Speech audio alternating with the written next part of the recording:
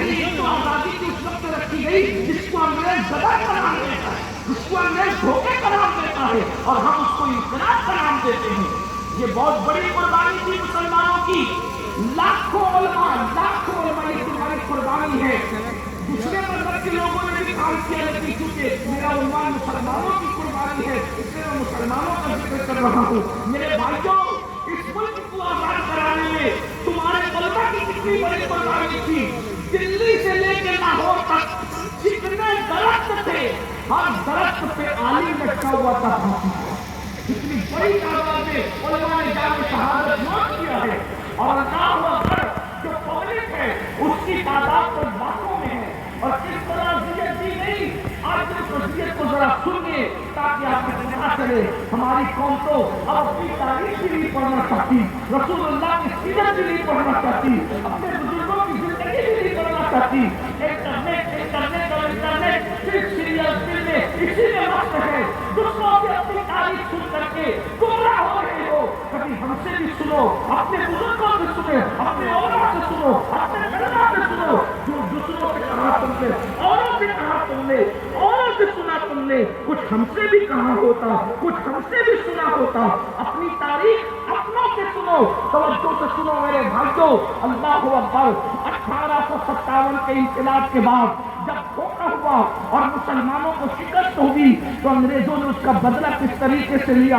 اس طریقے سے بدلہ لیا کہ سور ذبح کیا جاتا، اور سور ذبح کر کے پورے کمروں پہ اس کو لیپ دیا جاتا، پورے کمرے میں اس کا خون پھیلا دیا جاتا، اور مسلمانوں کو کہا جاتا زبان سے چاٹ چاٹ کر اس کے خون کو صاف کرو ورنہ تمہیں قتل کر دیا جائے گا۔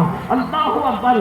اندازہ فرمائے کیا کسی مسلمان کو جب زبان سے وہ خون چاٹنا پڑتا ہوگا تو اس کی روحانی اذیت کا عالم کیا ہوتا ہوگا، اس کی قلبی اذیت کا عالم کیا ہوتا ہوگا۔ اس کے بعد اس کو سور کے چمڑے میں لپیٹ کر کے سزا دی جاتی تھی۔ یہ مسلمانوں نے تکلیفیں اٹھائی ہے، جائیدادیں ضبط کی جاتی تھی، کھیتیاں ہڑپ کر لی جاتی تھی، منصب چھین لیے جاتے تھے۔ آپ کو پتا ہے علامہ فضل خیر آبادی رحمت اللہ تعالیٰ علیہ کو انڈمان کی سرزمین پر کالا پانی کی سزا بھگتنے کے لیے بھیج دیا گیا۔ اللہ اکبر۔ بہادر شاہ ظفر، یہ مغل خاندان کا آخری غیور چشم چراغ۔ اللہ اکبر۔ یہ بہادر شاہ ظفر کون ہے پتہ ہے؟ کوئی معمولی آدمی نہیں ہے، یہ اتنا پڑھا لکھا تھا کہ علامہ فضل خیر والا آدمی تھا، غالب کے ساتھ بیٹھنے والا آدمی تھا، مفتی صدرالدین آزردہ کے ساتھ بیٹھنے والا آدمی تھا۔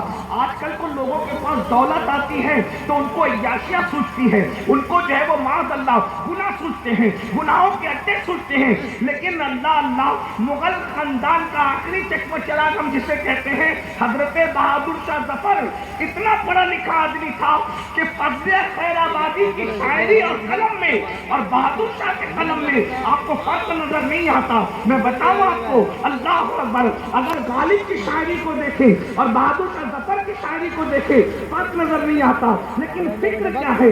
آج مالداروں کو کسی کے خوبصورت گالوں سے پیار ہے، کسی کی زلفوں سے پیار ہے، کسی کے بدن سے پیار ہے، کسی کے رخسار سے پیار ہے۔ آؤ ہندوستان کے غیر منفصل ہندوستان کے بادشاہ کی فکر دیکھو۔